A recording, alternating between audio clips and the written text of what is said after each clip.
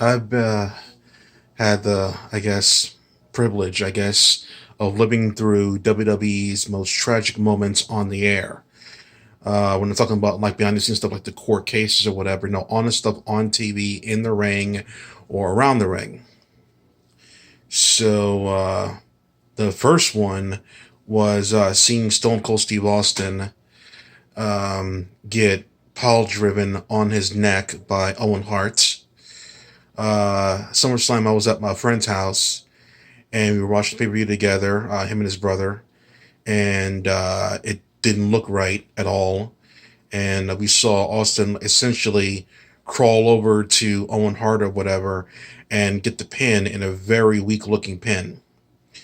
And we both looked at each other like it was like this shit was real. The kind of stuff that didn't look right. It didn't look like it was planned. It looked like it looked like Austin had to get the win, so Owen Hart, pinned himself per se. So that was really weird. We found out that Austin really did have neck issues, and he was, he couldn't wrestle the same again. So that was one. The Mick Foley Hell in a Cell thing, that's not really tragic. It's just like really cool stuff. One of the more interesting ones was The Rock and Mick Foley at the Royal Rumble, I believe it was, and they had like a steel, like a chair match where like they were like hitting each other with chairs so freaking hard, and Mick Foley's like hands were like he was handcuffed and he was taking chair shots to the head. I'm like, why? It was just like I didn't say why. It was more like Mick's gonna pay for this shit. I mean, like later in life, this can't be good. This can't be good for him.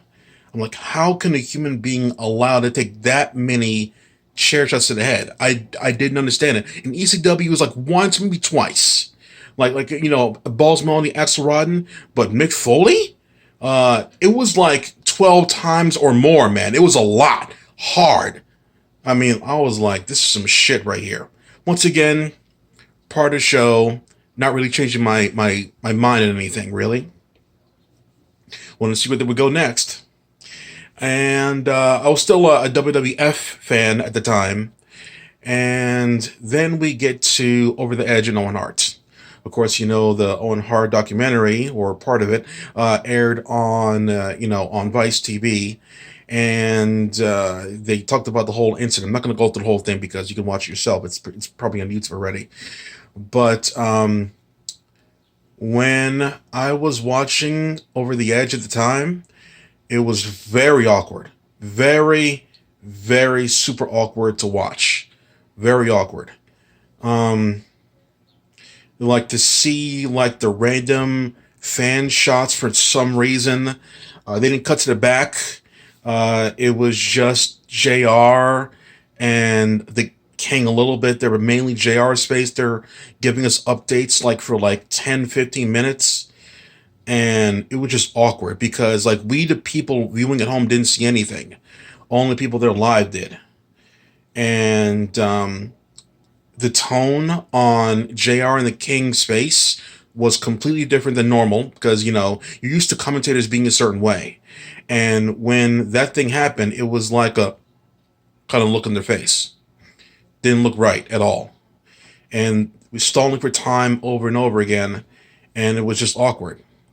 And then when Owen Hart was being stretchered out, the audience gave him like a ovation. Um, but it was like a big one, which is like a something's not right here. But clapping nonetheless. I remember that part because it's like standard when someone goes in a stretcher. And they cut back from break, and well, a break or whatever, because someone else was like did a promo, and then they cut back, and they said like the show must go on. And I thought to myself here, this company is evil.